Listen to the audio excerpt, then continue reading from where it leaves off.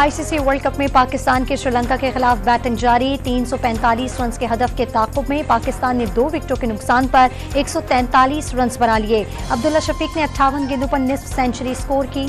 निगरां वज़ीर-ए-आज़म अनवारुल हक काकड़ की ज़ेर सदारत एपेक्स कमेटी का इजलास। सिक्योरिटी इदारों की मंशियात और स्मगलिंग के खिलाफ ऑपरेशन, गैर मुल्की करेंसी को रेगुलराइज करने और बलूचिस्तान में SIFC के इकदाम पर ब्रीफिंग।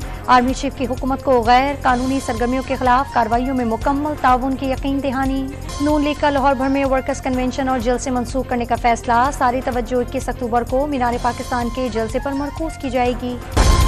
पंजाब के निगरां वज़ीर आला मोहसिन नकवी का गुजरांवाला में DHQ अस्पताल और ज़ेर तामीर चिल्ड्रन अस्पताल का दौरा। यूनिवर्सिटी की तामीर के जल्द आगाज की यकीन दहानी।